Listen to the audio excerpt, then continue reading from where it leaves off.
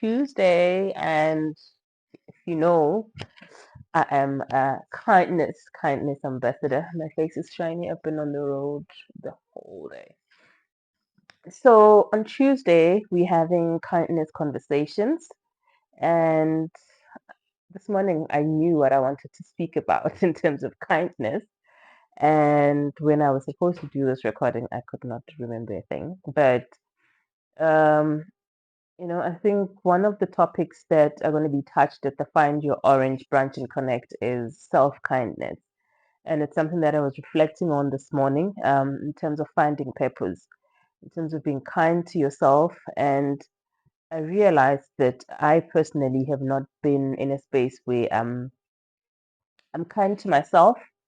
Um I think as an empath, you tend to overgive, overshare, overlove, and over everything, right? And sometimes it's not reciprocated.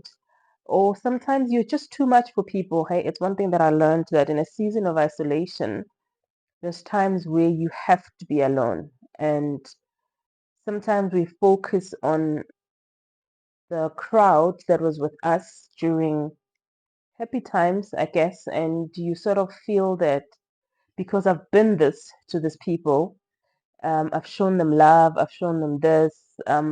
You expect them to be there with you even on your dry seasons. In your season of isolation, you still sort of hope that people still share the same sentiments with you. But guys, mathata a rona a imela batho sometimes, and sometimes God just wants you to go through the journey alone, and that's where the self-kindness comes in, where you've got to reflect on yourself and say, I need to rest. I need to introspect. There's times where I've been toxic and this other stuff that I'm probably toxic about, and you work on that in that season so that when you're able to give back from the overflowing cup, you're not doing it out of expectation from the other person. There's a video or a comment that I shared a while back of what is kindness. And for me, kindness is love without expectation. Do something without expecting something from the other person, because kindness is human. We're all born with kindness. We just gravitate along the way. But kindness is love without expectation. It's that motho e mong ntho o sa lebella hore o tla o etsetsa le hosane. There's no payback for kindness. Just be kind and look at your doors open, because I've learned in my journey that as much as people leave, I'm not a bad person. I have bad traits, but I have been a good person because ke semelo sa ka, the humility that I was born with, botho, bo ke holang ka bona, it shows up even when I don't want to. You know, a lot of people probably that know me would think, I always say I ke rata batho, but people think ke rata batho. I'm not sure, because I've got days where I've got this demeanor where it's like, what the, I've got trust issues, I've got trauma issues in terms of how I relate to people and the space in which I let people in. And that is based on experiences of my relations and friendships, right? So with the Find Your Orange coming, it has taken a different twist for me, right? And it sort of started off as a women meetup. Last year was a brunch and play where we just spoke about, and I was just appreciating people and strangers that were kind to me at my worst moment, right? And this year I prayed, and God said, be you, live your truth. Like, tell your story and stop sanitizing, what God has done in your life. And God has shown kindness in my life through so many people. Some I've met again, some I'm still with, and some I'm still to meet. And during this planning, which for the first time I started very early, I've seen the mercy and I've seen the miracles where God has brought people in my life that were willing to give kindness, even though they knew nothing about me. But because I'm true to my story, I'm true to what I've lived, I had to go back and reflect on when I started this journey, to social programs. I love community work. I just don't have the money to do everything that I would love to do, but I love giving back to communities. I love working with communities, right? So I've always worked around my life experiences in terms of what I can give based on my experiences, what I share.